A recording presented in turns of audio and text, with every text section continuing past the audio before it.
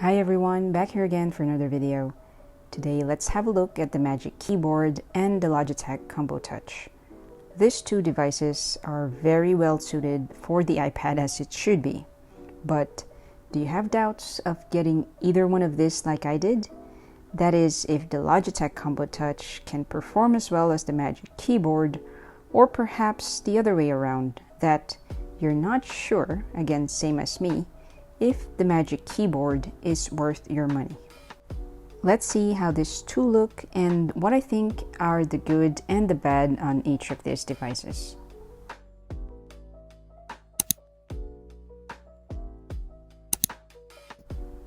With the Logitech Combo Touch, my iPad and even my Apple Pencil are definitely secured. This is not only a keyboard but also a case, a very solid case. And it also has the slot for my Gen 1 Apple Pencil, as I'm using here an iPad Air 3.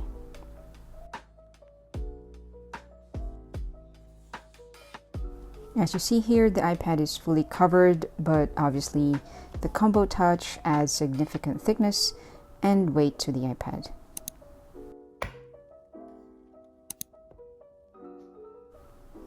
As for the Magic Keyboard, the sides of the iPad are exposed and not covered, as this attaches only by magnet to the Magic Keyboard, and the Apple Pencil also attaches to the iPad by magnet. And here I'm using the iPad Pro 11-inch 2020 version. What I love about the Magic Keyboard is the cool design, the floating iPad, and with the magnets, it is just so convenient to attach and detach the iPad.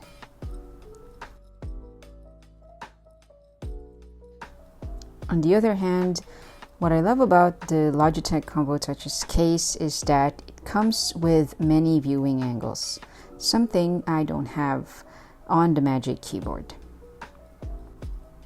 But to use this many angles, you will need a much bigger space or desk, whereas the Magic Keyboard takes up just literally the size of the keyboard.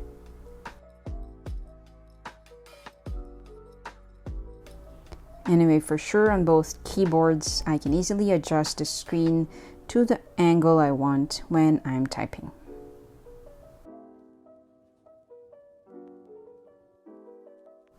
Also, on both keyboards, I can easily switch to writing mode.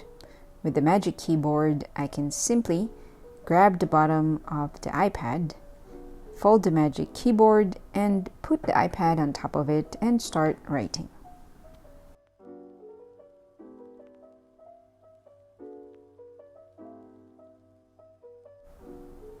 And when I'm done writing, I can easily switch back to typing mode.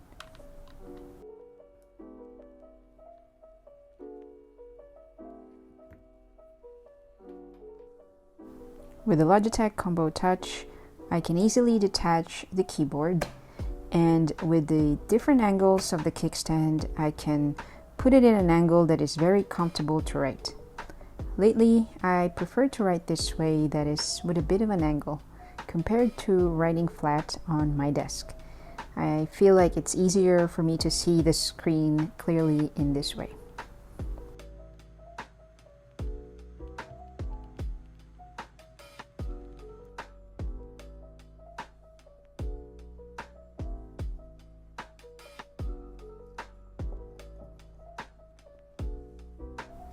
Even with all these good features, there are some downsides in using these keyboards.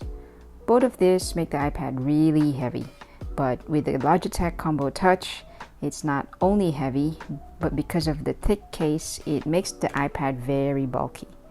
This is where the Magic Keyboard has a bit of an advantage because it still has a bit of slimmer profile, even if it's also as heavy as the Logitech Combo Touch.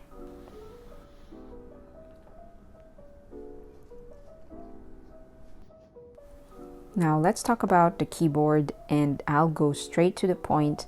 I love typing on the Magic Keyboard. The low profile and subtle tactile keys are really satisfying to use. If only I can use my iPad at work every day, I will surely use it with my Magic Keyboard. Here's some typing on the Magic Keyboard so you can see and hear the typing sounds.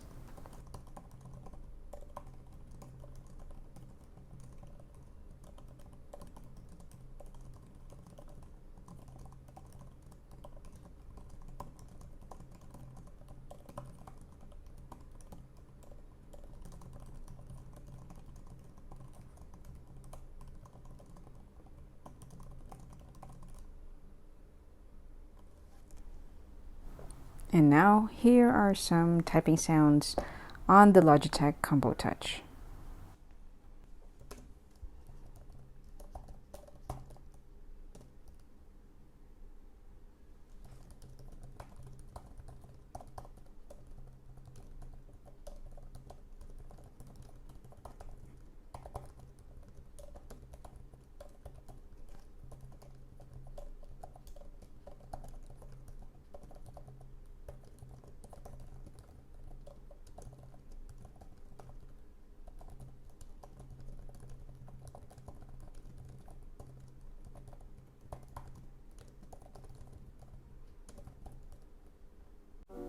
After using these two for some time and having some experiences how the typing is on each of these two keyboards, I will still pick the Magic Keyboard over the Logitech Combo Touch.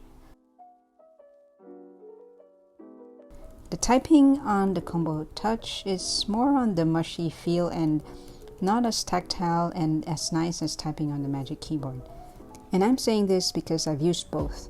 But if I have never used the Magic Keyboard, I believe I will be very satisfied with the Combo Touch.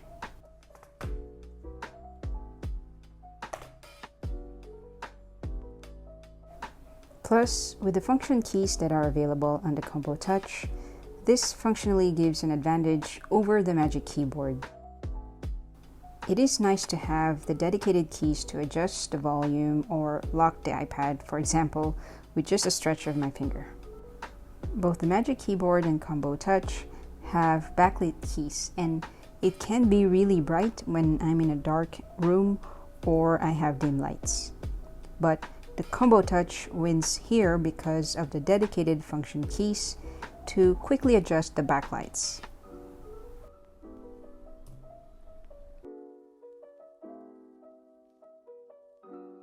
So for typing, I will pick the Magic Keyboard because the keyboard is really good. But if I'm on a budget, I will be pretty happy to use the Logitech Combo Touch.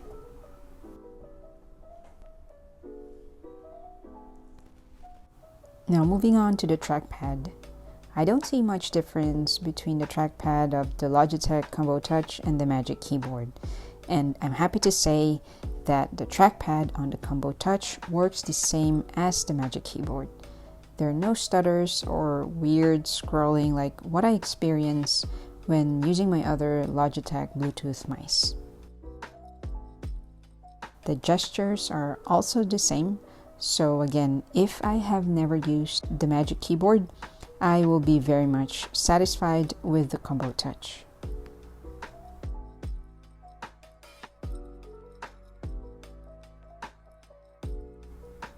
I like using the Combo Touch, and again, I'll be more than happy to use it as my work companion.